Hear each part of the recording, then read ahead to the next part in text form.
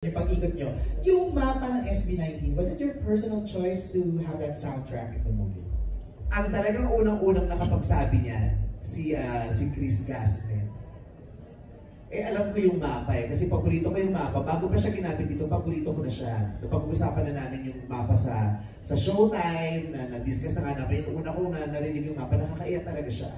Kahit yung ibang versions ng mapa, kahit yung pag pinapanood ko yung live performances na merong isang live performance ng SB19 na kinanta nila yung mabagal na iyak ako ng iyak, tapos umiiyak din sila dun sa speech habang kinakanta. Sabi ko napakaganda nun. Kaya nung pinitch yun ni Chris Gasman, tapos narinig na din nilang lahat, walang tanong-tanong na bakit yan ganyan. Ang tanong lang namin lagi yung afford ba natin?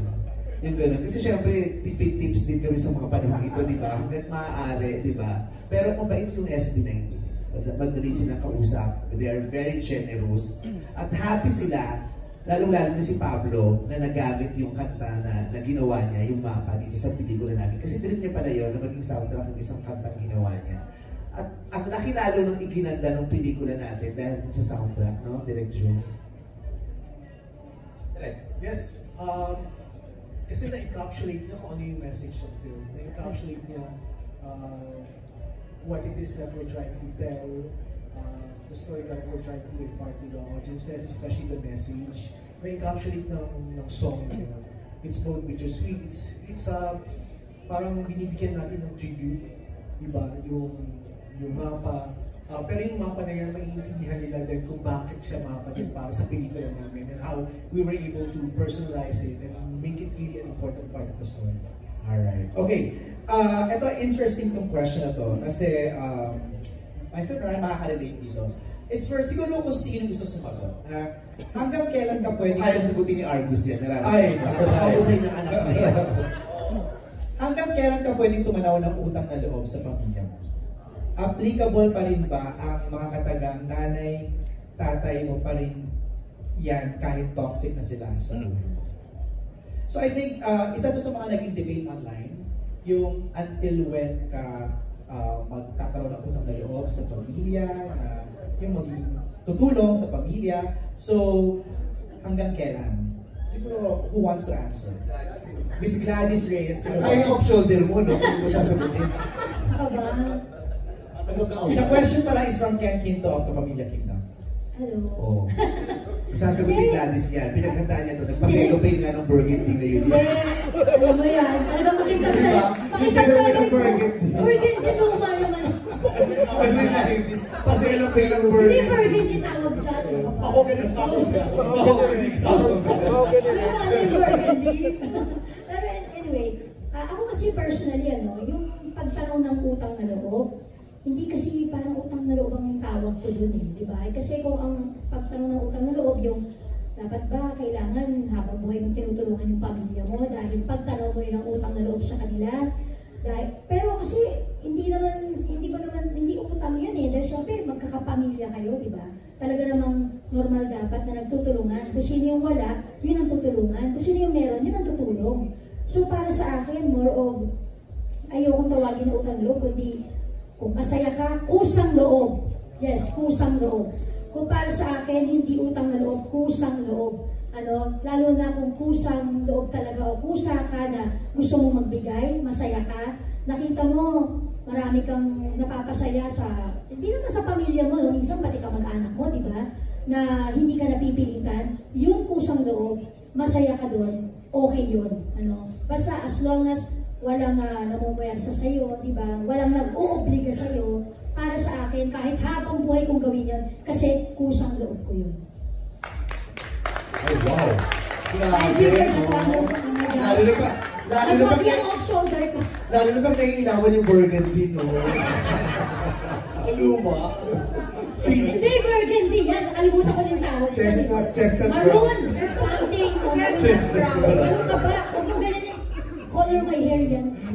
May kasama pang cellophane talaga yan. Hindi, alam mo, makintab talaga ang hair ko. Sis. Oo, iba talaga si Gladys. Si ano, Via, I wanna ask you ano. Ayan, si Bia, iba si Bia. Nako, ay We're counting on you, patalino Bia. yan si Bia. Ang galing, ay Diyos ko. Oo, yan. Ang galing umarte. Totoo. Kahit, hindi mo isipin na, di ba, magmula doon sa mga bold movies na ginawa ni Bia dati. Uy, Nakita sa'yo, hindi siya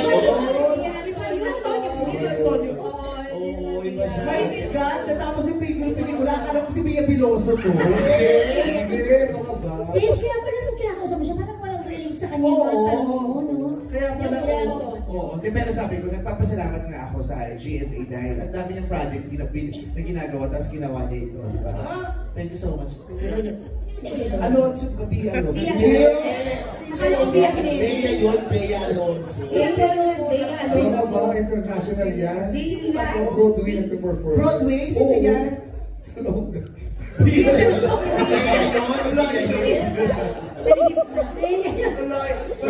Meron. Nakakahiya dun sa cellophane. Hindi ka ng cellophane! Beautiful kaya ako. Normal niya, Cellophane Junior Encarnacion. O naman para color my hair. Ano ba? Dito relax. 90s. Matuwag na naman ang sabi mo. Gawin mo yan, makakala na sa kasi. Uy, wala kang masama sa may papaselfie. Hindi! Kasi, dahil normal talaga to. Normal na makita kang buhok. Ano mo, headline yan bukas sa ano? Laki issue sa buhok. Cellophane para sa video. Pero yes, Bia. Napakagaling sumagot. Tsaka may issue sa buhok. Parang mapang-apat na beses na inuulit na, pero ganyan talaga yung buhok. Magaling niya sumagot. Yes, Yes. Sa UP yan nakatira. Pero magaling talaga Magaling sumagot. sumagot yan. UP girl yan. Yes, sa UP yan nakatira. Sige na, sige na. Hanggang kailan? Hanggang kailan daw tatanungin ang utang na loob para sa pamilya? Ay, pakinggan nyo. Ang Yes, galing totoo yan. Kahit Hindi sa sa UP. akin ako ah. Di ba nga nakausap natin sa tent, inabot tayo ng madali na sa Totoo yan. Yes. Oo. Ang husay ng talino, malalim. Malalim. Oo. Sagutin mo, gaano hanggang kailan daw tatanungin ang utang na loob? Excited ako sa sagot ni Bia. Ayan daw kasi Excited nilagot ako. ang totoo. Hindi mo masagot. Inabutan ako. Ang daming learning. Bia sa gitna ka sumagot. Kaya Sa gitna, di ba? Kanya tayo. Ay tayo. Bia! Bia! Bia! Alam mo, Bia, sa email na lang. Via email. Hindi na lang po ako nagsesendan.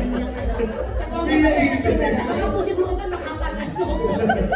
Ako marunong din kumanta yung kumanta ka nga. Yes. Bia. Kasi gusto ko lang tanongin ko ano po talaga kulay ng Burgundy. Ano ba yung tanong ni Bia? Hanggang kailan?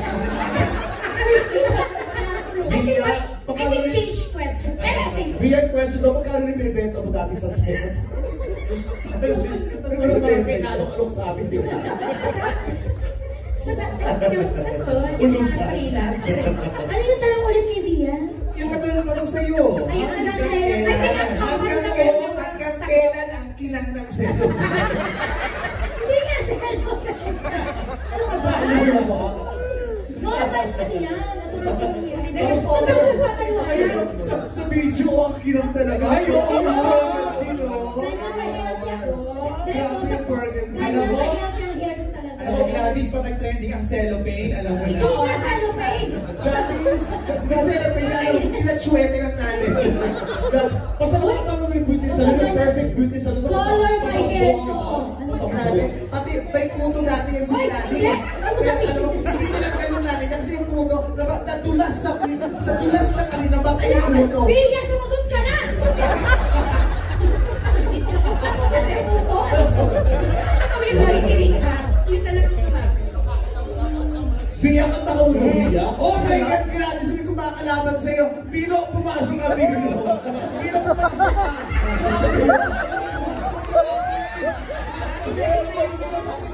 Grabe yung inspirasyon na binigay mo, Gladys. Yan ang tunay. Agad ang paselo, May pero... naman pala yung bangs niya.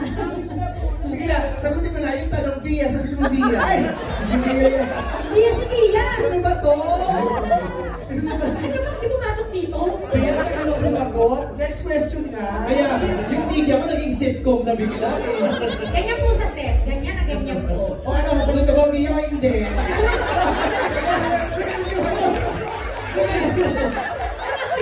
Sa kanya, kita lang ako sa suplado. Ang galing ko.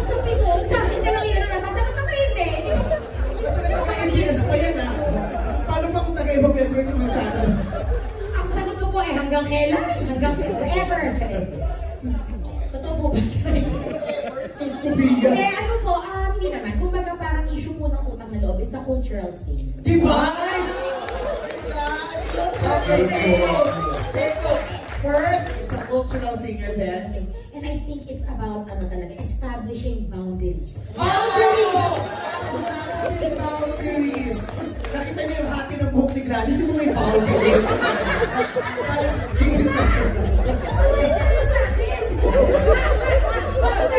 Grabe yung shock ni Kuya.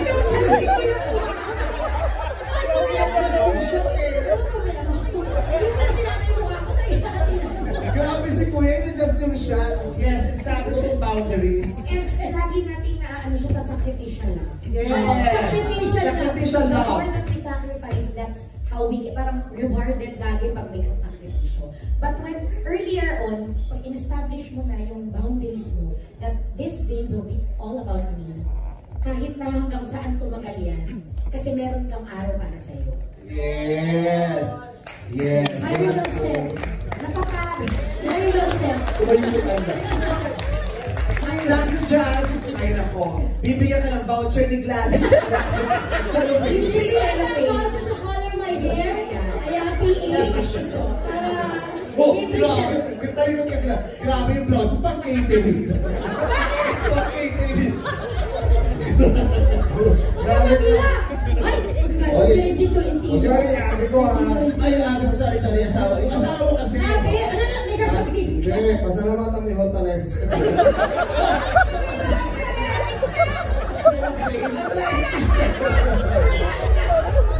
So, kalabi ko. Sabi, parang pinagtatanggol mo ko. Ano ko?